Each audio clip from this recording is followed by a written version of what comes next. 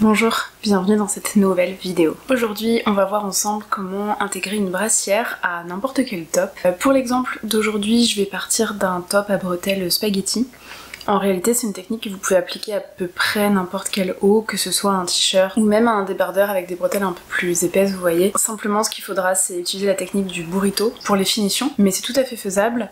Moi, je vais plutôt partir du top spaghetti parce que de mon point de vue, c'est les tops sur lesquels j'ai vraiment envie de rajouter des brassières, parce que du fait que ce soit de simples bretelles, si on porte un soutien-gorge dessous, la bretelle du soutien-gorge se voit et je trouve que c'est pas toujours très esthétique. Dans l'exemple d'aujourd'hui, on va simplement intégrer une doublure qui sera élastiquée sous la poitrine pour apporter un petit peu de maintien et un petit peu de confort au top. Dans une prochaine vidéo, je vous montrerai comment intégrer des coques de soutien-gorge également, parce que selon le modèle, on pourra avoir envie d'apporter un petit peu de galbe à la poitrine.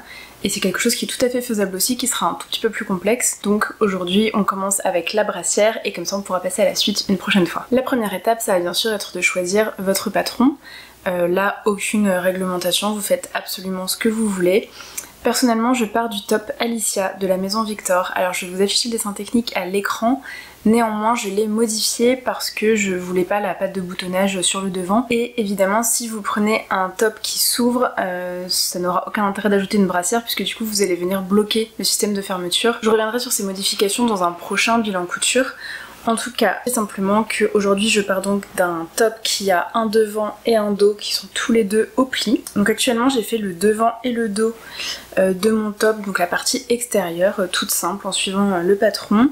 Sur ce top, moi j'ai des pinces à la poitrine, ce qui sera vraisemblablement votre cas. Alors sauf si vous souhaitez intégrer une brassière alors que vous avez une petite poitrine, c'est possible aussi, mais je pense globalement que les personnes qui ont une plus petite poitrine peuvent simplement doubler le top sans avoir à ajouter une brassière pour le maintien. C'est peut-être un simple a priori. Moi si je double simplement le haut et que j'ai aucun maintien, je trouve que c'est très inconfortable. Donc c'est pour ça que je vais venir rajouter un petit élastique. Donc j'ai mes pinces poitrine pour le volume bien sûr. J'ai le dos qui est tout simple, donc les deux sont avec un col V, si c'est un col rond ce sera le même principe, il n'y a pas de problème. Et on a donc les bretelles, alors que moi je suis venue pour le moment assembler à 5 mm sur le dos et que je n'ai pas encore fixé sur le devant, tout simplement parce que je voulais régler la hauteur sur moi. Donc à ce stade, les coutures côté sont assemblées, en revanche je n'ai pas mis, donc sur le patron normalement c'était une paremonture au niveau du col, évidemment je ne l'ai pas mise et je ne vais pas suivre cette pièce de patron puisque je vais créer ma propre doublure. Pour créer notre pièce de doublure, on va simplement reprendre la partie haute de notre top, aussi bien le dos que le devant, et on va ensuite le raccourcir un petit peu puisque vous n'avez pas besoin évidemment de toute cette longueur. Je vous déconseille néanmoins de prendre vos mesures et de raccourcir immédiatement la doublure à la longueur souhaitée parce que c'est ce que j'ai fait là sur un premier top que je souhaitais utiliser pour vous montrer cette technique et je me suis trompée. J'ai pris la mesure du coup au niveau du côté, de là où je pensais que l'élastique devrait arriver.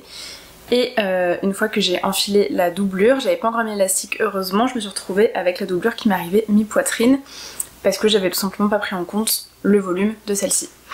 Donc ce que je vous conseille, c'est de faire comme moi sur cet exemple. Là c'est mon dos, je n'ai pas encore assemblé le dos et le devant de la doublure. J'ai donc décalqué le haut de ma pièce et je l'ai découpé en termes de longueur au niveau de la ligne de taille.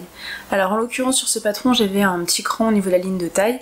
Si vous l'avez pas, vous pouvez faire ça approximativement. De toute façon, il n'y aura pas de mesure universelle puisque tout va dépendre du volume de votre poitrine. Donc le mieux, c'est de prendre un petit peu plus grand et de venir raccourcir ensuite une fois que vous les serrez sur vous. Donc j'ai ici le dos de ma doublure. J'ai regardé, je suis à peu près à 20 cm sous la ligne d'emmanchure. Et j'ai mon devant, donc sur lequel les pinces sont déjà faites. Évidemment, vous le reproduisez à l'identique.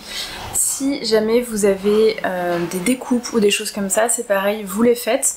L'idée c'est vraiment d'avoir une pièce qui soit identique à celle de votre devant extérieur, simplement un petit peu raccourci sur la longueur. À ce stade, il me reste donc à assembler mes pièces de doublure, donc le dos et le devant que je vais assembler sur les coutures de côté. Je vais venir aussi assembler donc la doublure sur l'extérieur du top, aussi bien au niveau de l'encolure que des emmanchures. Et je pourrai ensuite venir essayer mon top pour déterminer la hauteur à laquelle je veux placer l'élastique. Donc je m'attaque à ça et je vous retrouve pour l'essayage. Alors, je vous retrouve, le haut est assemblé.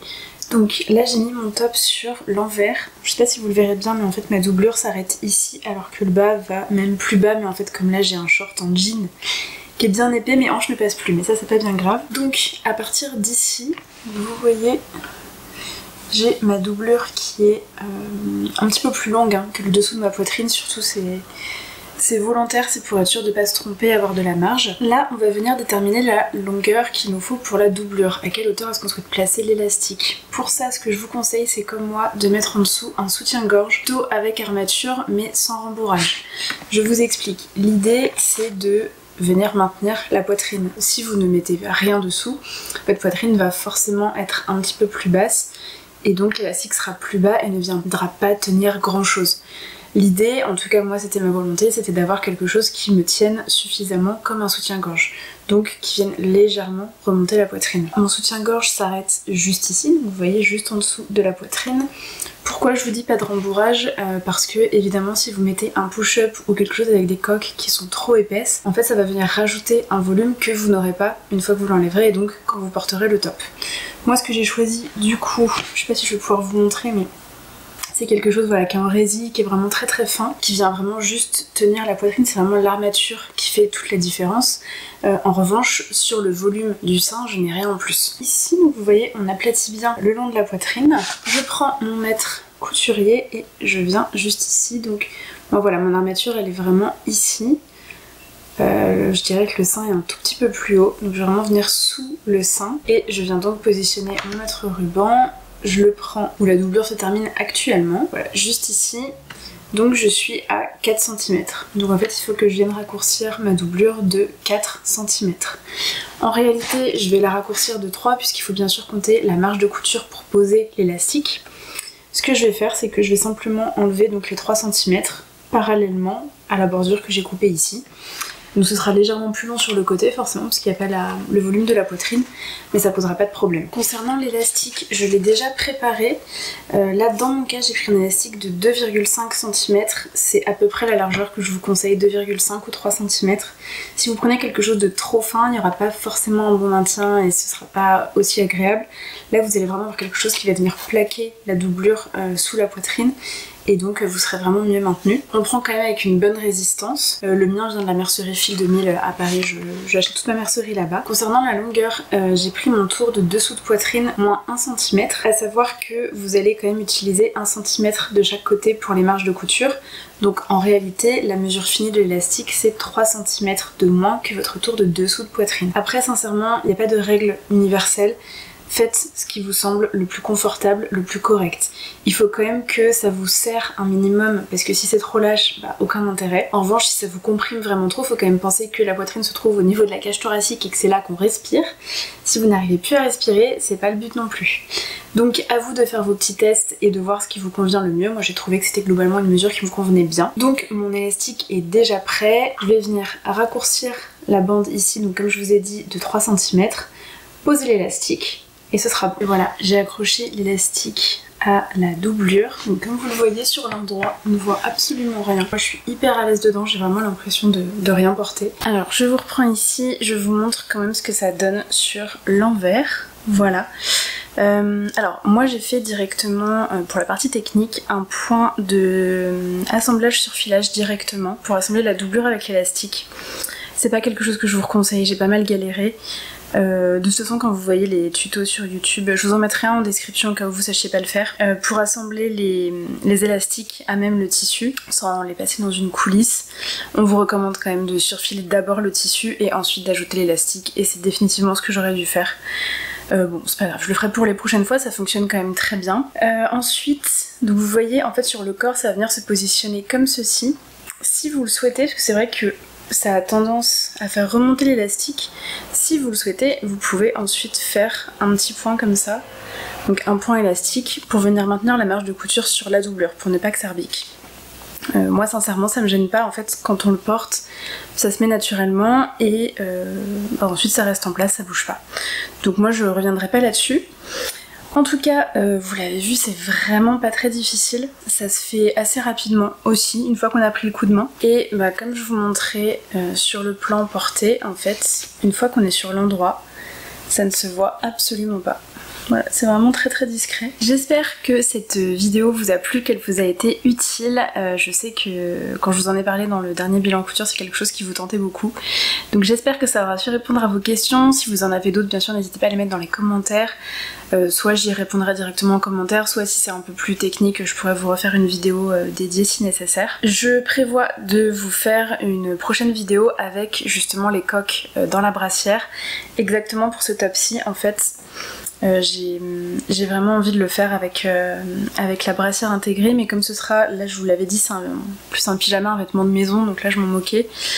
Pour la version que je ferai pour sortir, je préférerais intégrer des coques de soutien-gorge, donc j'en profiterai pour vous faire la vidéo à ce moment-là. Je ne sais pas si ce sera la prochaine vidéo ou une suivante, j'ai pas encore prévu, j'avais pris beaucoup d'avance ces derniers mois et puis là j'ai pris un petit peu de retard. C'est vrai qu'en ce moment, je sais pas vous, mais moi avec les températures, j'ai aucune envie de repasser. Et bon bah la couture sans repassage, c'est quand même pas la même chose. Mais pour autant, j'ai toujours plein de projets, plein d'idées. Et quand les journées sont un petit peu plus fraîches ou que je peux mettre la clim, j'en profite et j'avance un petit peu là-dessus. Donc bah écoutez, j'espère encore une fois que cette vidéo vous a été utile. Ou qu'elle vous le sera dans le futur. C'est vrai que là on est déjà sur la fin de l'été, mais je sais qu'il y a des régions où il fait encore très beau jusque bien plus tard dans l'année. Et puis sinon peut-être que ce sera pour l'année prochaine, pour vos petits débardeurs l'été prochain. C'est néanmoins une technique moi que je vais utiliser aussi sur les vêtements de sport. C'est vrai que pour les sports à impact, bon, j'ai personnellement besoin de beaucoup plus de maintien et du coup j'achète vraiment des brassières techniques dans les marques de sport. En revanche, c'est vrai que pour faire du yoga, du pilates ou des choses voilà, un petit peu plus douces, finalement ce genre de technique fonctionne très bien et on n'est vraiment pas gêné dans les mouvements. Sur ce, je vous dis à vendredi prochain pour une prochaine vidéo. Ciao!